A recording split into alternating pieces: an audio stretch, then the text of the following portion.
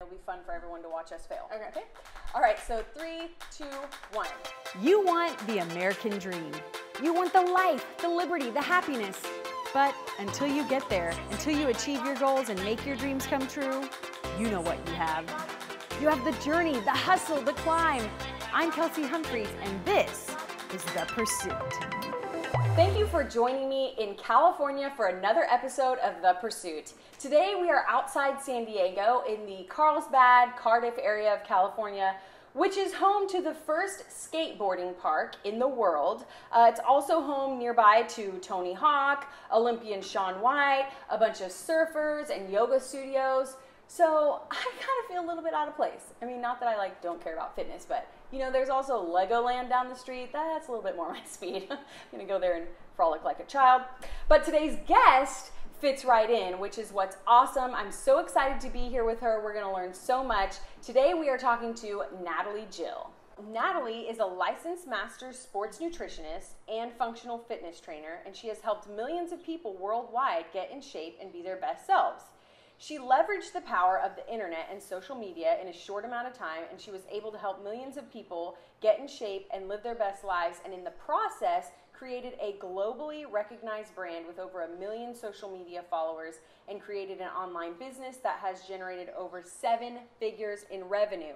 As of this morning, she has over 830,000 Facebook fans, 413,000 Instagram followers, and of course, followers on YouTube and Twitter as well.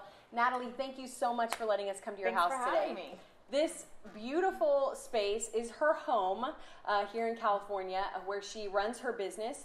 Let's go back and talk about your business at the beginning. Sure. I know you had a story that led up. You were getting divorced and depressed. So tell us kind of what led up to the tipping point of starting your own business. Sure. Well, like a lot of people, I was a working mom in corporate America, and I was in a field that I just had no real interest in. I was really just putting in my time. And I think a lot of people get into that zone.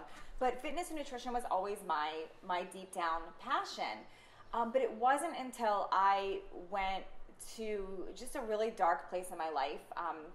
To tell you a little bit where I was coming from, I had this life that would have appeared perfect on the outside to a lot of people. I had just had a baby, and I had the big house, and I lived in the nice neighborhood, and I had the good job, and was married, and all of this stuff. It looked like this great, happy life, but I was having a really hard time in my life, and my best friend, who had been my husband, we decided to get a divorce. We had to get a divorce. It was right at the time when the stock market had crashed, the housing market had crashed, everything was going on financially wrong. And we were in over our heads, like a lot of people have gotten before. And I had a new baby. And so here I am getting a divorce, financial rock bottom, have a new baby, and I have to figure out a way to be a single mom now. Right. And I have this job that I travel full time. Oh, so wow. To a lot of people, they say, well, this is, first world problems. Right. This is not, first world problems, yeah. This is not a big deal. But for me, somebody who had always had this happy life, who was self-righteous about it all of a sudden I was in this place where, my gosh, I don't know what's happened to me. I can't afford to pay my bills anymore. I can't afford to pay for my house. I don't know what I'm going to do about taking care of my daughter. I just started having this stress overwhelm me. Yeah. So, and I also gained a lot of weight. So on top of it all, because you're just stressed and you're eating and you're stressed. So I remember feeling like a fake person in a way where, and I say that because a lot of people that are successful and just going through the motions, they become these chameleons. They become what they think other people want them to be. So you've got a lot of friends and you got the things, and you start to feel like you don't really know what it is that you're truly interested in or what you love or what your place is. You're just sort of going through the motions. And I remember feeling like that chameleon, and I started to feel like I don't even know who I am anymore. Right. I'm depressed. I don't want my friends to see me like this. I don't want to be out in the working world. I don't know what to do. And I remember walking my dogs and my daughter, and I always tell this story because it was so powerful to me. I passed these windows where you see that mirror reflection, and I saw myself, and I thought, who is this person? Like, I was overweight now. I just was depressed looking, and I had stuff hanging in places I didn't know that could hang, and I was so sad. And I remember I turned around, I came home and went out to go get some food and stopped to get gas in my car, and my credit card had been declined. So I went home, and I just remember being totally depressed and putting my daughter down for a nap, and I did the only thing I felt could help me at the moment. I thought about, if I could have any life I wanted, what would that be? And I remember crying and thinking, like, I can't even hold on to anything anymore. I don't have anything. I just started tearing out from magazines and making a vision board of what my dream life would be. And I put pictures of an ocean. I put pictures of money. I put pictures of a happy relationship. I put fit girls because I felt so not myself anymore. And I made this vision board, and I thought to myself, if I could just stare at this vision board a few times and put it where I can see it, maybe I can start to believe that this is who I can be and work towards it. And that's honestly how everything started. Wow. So. Now, you talked about, this is kind of interesting, not knowing yourself anymore and what you were interested in. So obviously you discovered your interest in physical fitness, right? Yes. Was that kind of the process? Yes. So I knew I once was happy with that. And I knew that it's something I would have in my dream world wanted to be. But at the time, I couldn't think, could I make this a career? That wasn't even crossing my mind. It was just, I can't control what's going on financially. I can't control anything else, but I can control my body. And I can control what I'm eating, and I can control if I decide to move every day. And I went back to that. Like, if I could just move every day, if I could just start eating better foods, I can control that. And everything else has to start getting better. And that's how I started. And I remember looking online and trying to research, new nutrition plans and diet plans. And I felt like there was just so much information overload out there. So I myself decided, you know what, I'm going to go get back and get my own certifications and learn myself, which I did. I started studying. And I remember Facebook was new at the time. People were just starting to really do it. And I started posting pictures of my food on Facebook. Oh. And people liked it. They would ask me, what is that? What are you eating? And it was fun. I would get this encouragement and reinforcement. And that led to my very first product, and that was a digital recipe book, which I die laughing if you saw this thing now, because I used a BlackBerry, and it was like these horrible photos of this gross food, and I put it in a digital book, and I sold it for I think $12. Wow. And people bought it. They bought it, and I thought, my gosh, I'm helping people. So that was kind of the birth of the business. That was the birth of the business, and then the big changing point from that was, the more people were sharing and asking about my food, I would get more people asking. I started getting emails. Hey, how would you put this together into a diet? And I thought, me write a diet? Like, I don't. And I remember I sat down one weekend and I'm like, I'm just going to write what I did. My whole story. I'm going to write how to do a vision board. I'm going to write how to write out goals. I'm going to write how I ate. And I did it. I did it in a weekend, and I called it 7-Day Jumpstart. Okay. And that's how my entire business just started spiraling. So you launch 7-Day Jumpstart, and that's when things start to kind of snowball. Yes. What did you have a marketing strategy at that point? What were your, because a lot of people could have one product that starts to snowball. So what I want to know is, like, what do you think was the key to continuing to grow that first year? So, okay, well, to back up a little bit, the thing that I teach now, because I do a lot of helping people grow their brand and business online, is that most people go about it wrong. And what I mean is, they come up with their product idea first, and then they spend all this time developing this product, and then they go out and throw it up on everybody and want to know why everyone's not buying it. Right. That's not the right way. That's old school, create a business plan and figure it out. That is not the way it works today. The reason 7-Day Jumpstart was a success is because I was real with my audience. I got to know them. I knew what they wanted. They asked me, we like your food. We like following you for this. How do I put it together? That's how it started. I developed a product based on my people, the people that I was liking and interacting with and working with and connecting with, and I developed something for them. And because that was where it came from, and it came from a true caring place, that's what made it do well initially. But then what I did and it was so authentic. It was not about trying to figure out a way to sell or market it. I was so happy with the results people were getting. They would send me a Facebook message, it used to be, and I used to screenshot them. Oh, right. And it would say, oh my gosh, your 7-Day Jumpstart, I lost 5 pounds, blah, blah, blah, I feel so good. And I was so happy for them that I would screenshot the testimonial, and I would say, hey, can I share this? Honestly, more for them to say, look what they did, because I know what that feels like. You want someone to say, congratulations, you did a good job. So I would start sharing, like, hey, you guys, look at Kelsey. She did 7-day jumpstart. She lost 5 pounds. Which I'm definitely going to be doing. She looks so good, blah, blah, blah. You know, who's next? Right. I would say, who is next? And that. Who's next? That's smart. I love it. And I wasn't doing it as a, let me grab more people in. It was more, you can do this too. And what that did is that just started to snowball. That one product alone turned into $1 million business. Just that one product. Wow. When do you get to the point where you had to hire someone, and how did you do it? And you know, how did you find? What did you hire first? Yeah. Tell us a little bit about growing. That's quite a journey.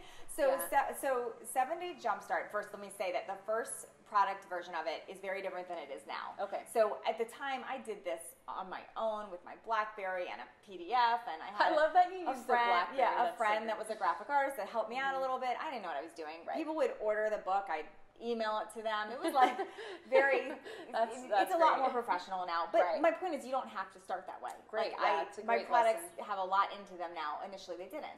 What happened is, and I realize every entrepreneur goes through this now. So now I've built a business, and my boyfriend now is part of this and helping me automate stuff. And him and I together, we grow our whole business really just the two of us. I mean Facebook messages. Like someone would message us, we'd message them back. We would post, we'd answer everything in a thread. Everything was through Facebook initially.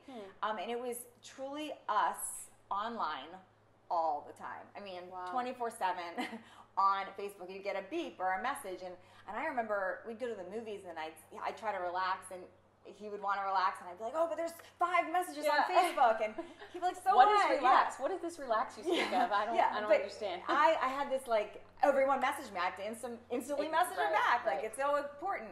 Our first turning point on that was we logged on to Facebook one morning, and my account was gone. My account was gone.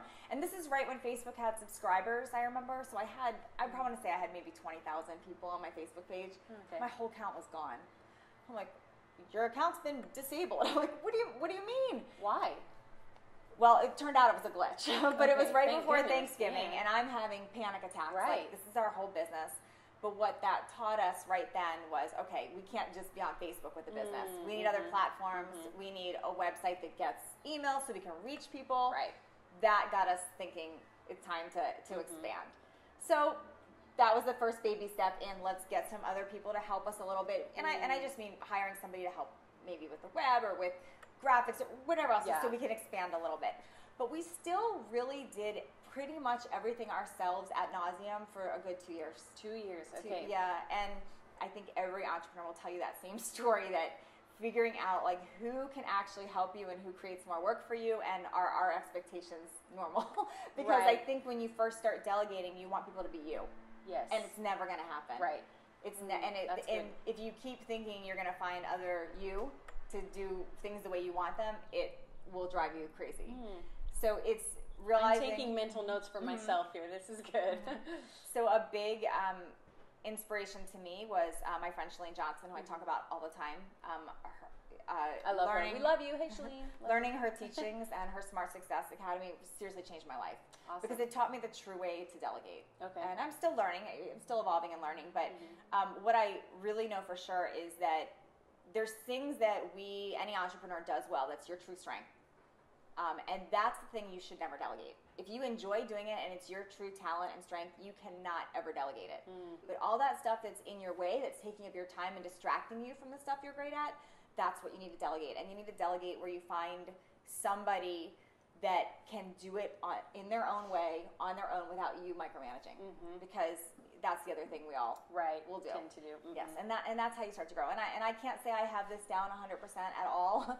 But I'm learning and I'm evolving, and it's definitely helped our business doing that. Let's go back to strategies, because it's interesting that you guys, back a while back were on Facebook, and nowadays, from an outsider's perspective, it seems like Instagram is huge for the fitness world.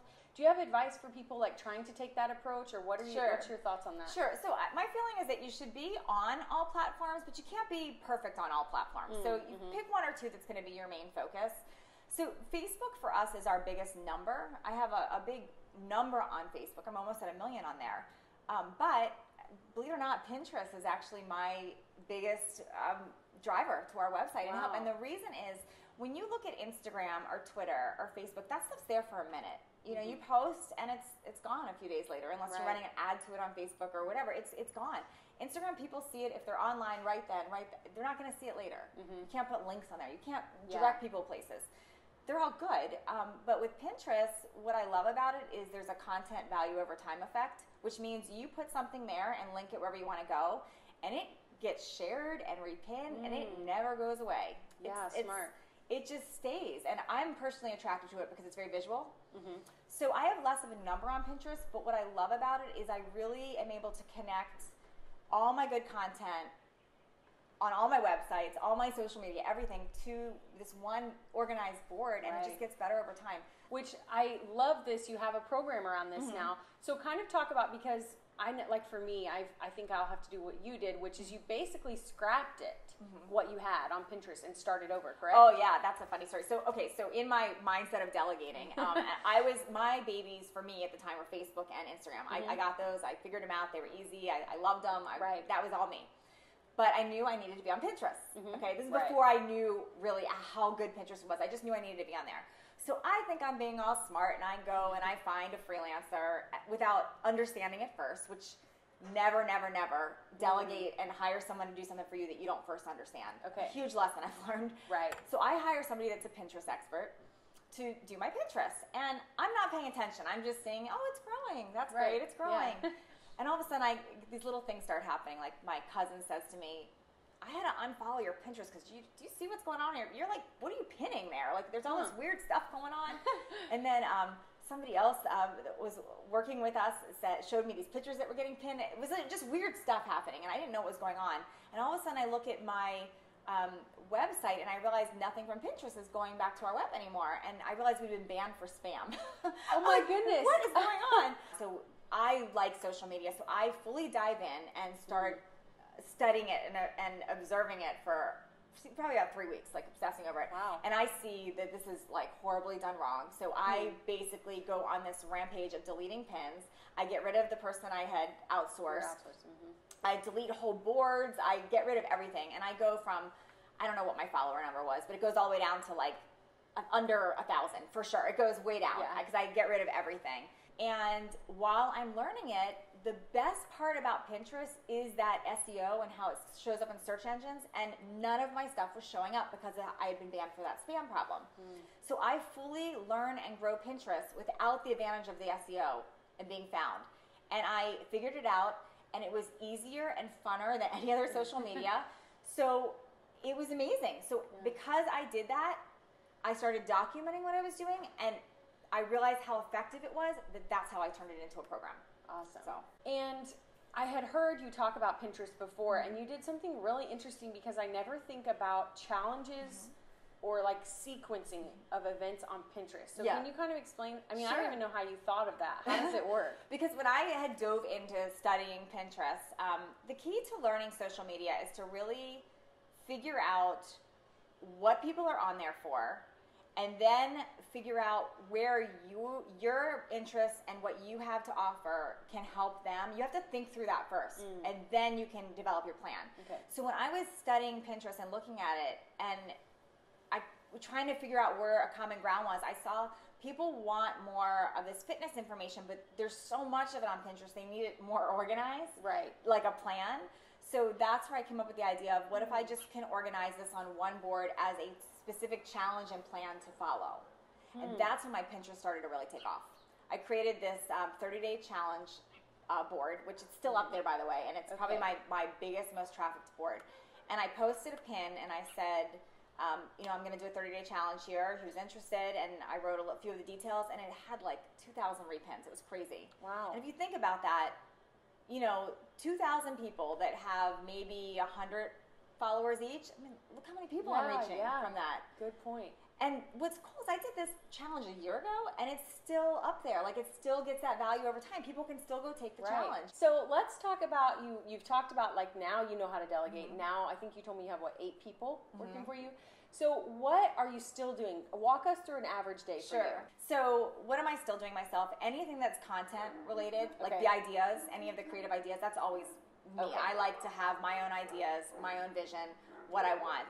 I'm terrible at details. So I am not the one that's going to grammar and spell check and write and detail. Like, I'll write and spell it out, and then I have great people that understand my language and can help clean it up and make it pretty. But that's me. All of my Instagram, Facebook posts, that's all me. I want to do that. I write the captions. I take the images. The little video clips. Even Facebook? Even Facebook. Wow. Now, that is all me. Now, I schedule them now, or I'll have somebody else post or schedule them. But that's my content. It's my words, and I truly feel that it needed to come from me, and that's my strength. About like how much time you spend working out, how much time is spent working on your business. Like, what's your day? So I have about a 3 to 4 hour day where I can fully focus. That's it. My brain's done after that. 3 to 4 hours where I can really focus on what needs to get done. So every day, I'll tell you my exact day, is I wake up early. I'm a definite morning person. Very first thing I do for about 30 minutes is I'm checking to make sure my post went live on Facebook. I post it personally on Instagram. Check through that captions are right. First thing I do. Then I make myself get off. Then I put the earphone in and I listen to podcasts. I'm a big podcaster, podcasting person. I love to listen to it. So I start listening to anything that's going to be that self-development stuff that you feel like you don't have time for later. So do that while I'm brushing my teeth, getting ready. Smart. Getting breakfast, getting my daughter's stuff ready. Drive her to school, always myself when I have her. Come back listening to podcasts.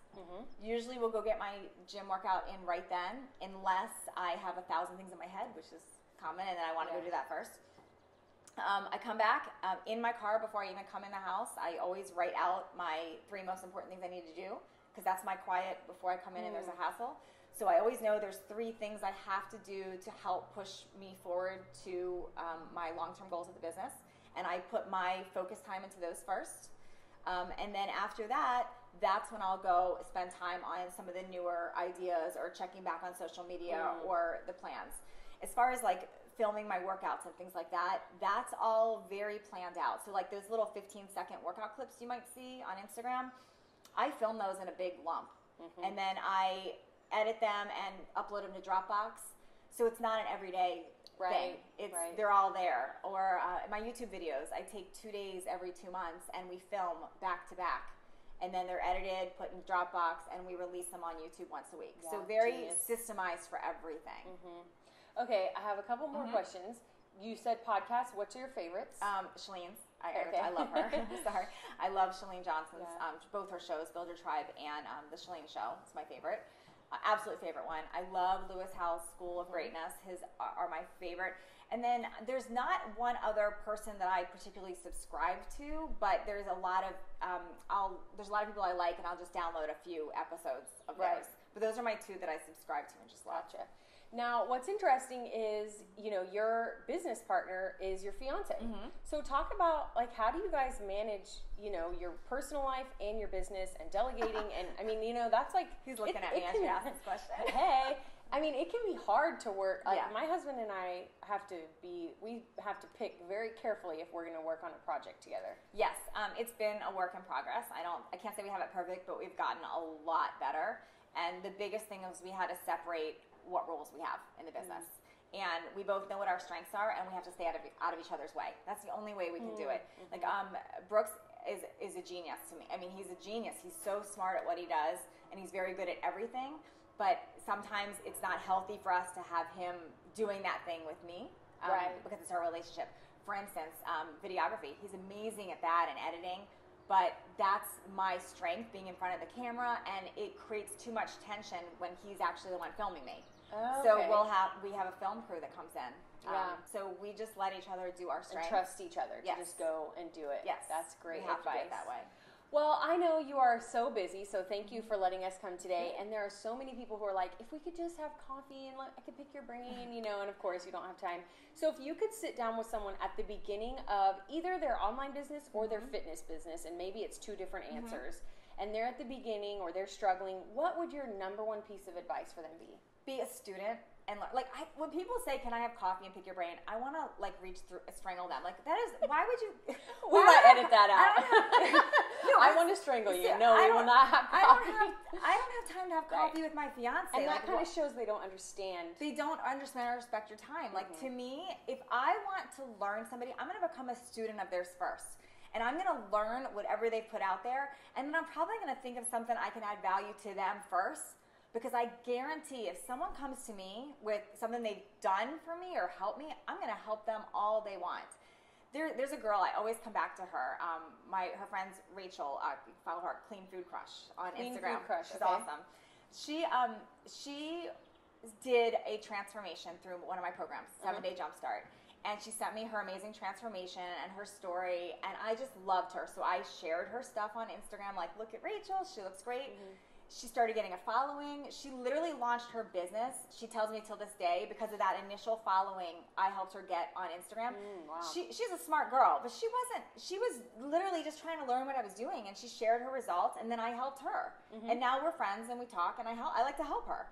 That's what happens when you do something first for others.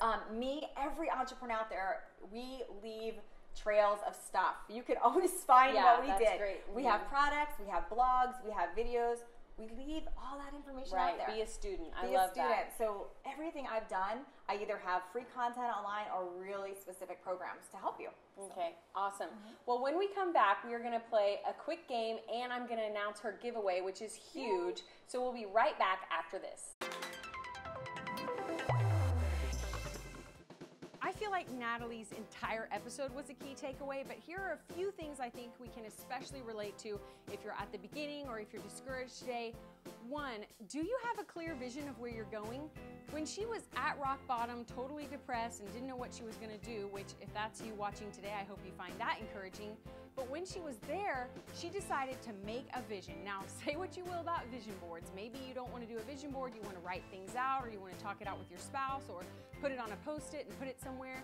But if you don't have a clear vision of where you're going, you're probably not going to get there. For me, I know that I want to grow this show bigger and bigger, and so I can reach more people, eventually, hopefully, on actual TV. So I know that that's there, and like she said, you have to get up every day and work towards that goal. How can today I make a step in the direction of that vision? So do you have a vision? Number two, make it about other people. At the beginning, it's tempting to make it all about what your credentials are and your story, but as soon as you have customers and clients, you should make it about them. I think that's why she's had such huge success, is that she made it about their stories, and she said, who's next? That's so genius. It's about other people. So as soon as you have testimonials and client stories that you can incorporate in to make it about them, do it. Now, number three, you've got to focus on your strengths. This is a common trait in all these interviews, isn't it? Do you know what your strengths are so you can focus on them and delegate the rest? You may not be able to delegate right away, but as soon as your business starts to grow, you're going to need to get that stuff off of your plate. Even at work, if you don't have a business, just if you're at the office, if you can start to move things off your plate that aren't your strong suit, anywhere in your life, at work, at home, in your business especially, then you'll be more happy and more fulfilled because you'll be operating in your strengths. Now, operating in your strengths leads right to number four, which is trust others and get out of their way, especially when you're working with your spouse. I thought it was so cool how she and her fiance worked for 2 years, basically just the two of them. So clearly they have this down to an art. She had her part, he had his part, and there was no meddling. That's easier said than done, but it's a key for working with other people, especially your significant other. And lastly, I hope that you heard she is a student, and that was her advice to you to become a student. She had so many great marketing strategies and tactics and social media, and all that stuff is important, but I think what's most important is that she herself went to figure out what wasn't working on Pinterest and what was working, and she made the strategy. She had to go in herself, learn it, and then delegate it. And I think that's just how she is about everything. She would learn something and then master it, and then be able to delegate and form a strategy around it.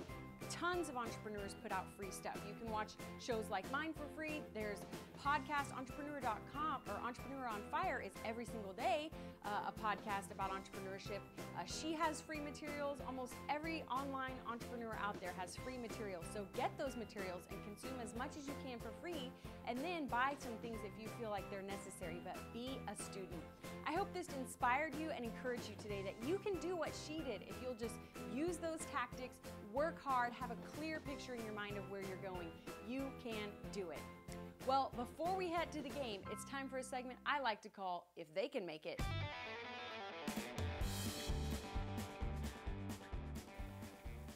So you might have an idea for a crazy website, and people in your life might be like, oh, I don't know if that website could ever actually make money, or if people want to advertise. Well, just show them I Can Has Cheeseburger. Yes, the site with the cats and the memes. Apparently, it was just two guys who had a fat cat picture with that caption on it, and as soon as they started offering advertising, they became millionaires. The site now gets 35 million hits a month, and it gets 8,000 image submissions a day. That is crazy. So the next time someone in your life thinks that your crazy website idea won't work as a business, just show them I Can Has Cheeseburger and say, if they can make it.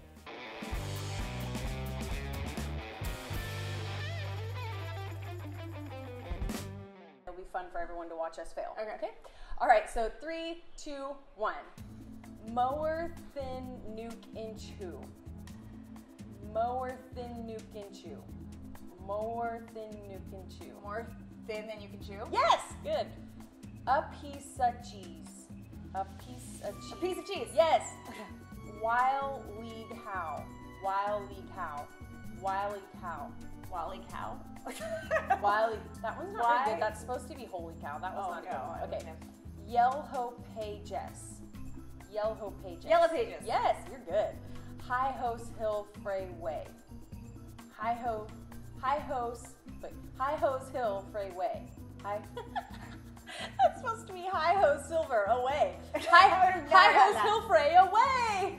That's a weird one. Okay. Law doth their inks. Law doth their inks. Law doth their inks. You'll get this. Law doth their inks. Right. Time? Lord of the Rings. Oh, I would have not gotten that either. Oh, really? Okay, so I'm just going to swipe so I can't see them. Oh my gosh. And you just tell her when to start the timer.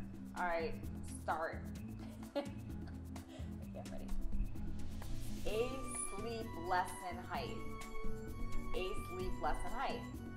A sleep lesson height. A sleepless night. Yes. Counteract you law. Count Dracula. Yes. Ooh. J, you're good. J call unturned. J call unturned. J call unturned. J call unturned. J call unturned. Pass. I have no idea what that. Jack-o'-lantern. Oh. Nobody calls my like God. that. This sounds hard. Shen Nank Andre Harper Egg Nut. What? What? Shen Nank Andre Harper Egg Nut.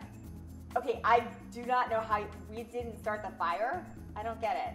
How would you pass? Cry hub hook. Cry hub hook. Cry hub hook. Cry hub hook. Crack a book. Crack a book? That sounded like cry a book. Europe lace or mine. Europe lace or mine. Your place or Yeah. mine. You gave me that one. This game is like hurting my head. Oh my That God. was great. Woo. Okay, you guys are gonna freak out about this giveaway. I'm gonna let her explain, but it is crazy. Go ahead. Okay, so for one of your listeners, Yeah, one winner. For all of your listeners, I want to offer first $100 off. What? Pinfinity program, and you'll get the branding book for free if they go through your Yes, website. okay.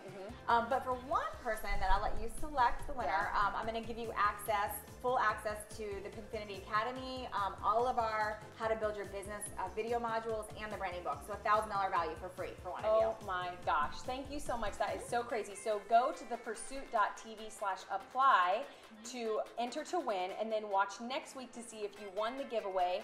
Thank you so much. That is just crazy. That's so exciting. Well, thank you so much for tuning in. Please go share about the show. Tell everyone you know so they can learn so much from Natalie Jill. I'm Kelsey Humphreys. Thank you so much for watching this episode of The Pursuit.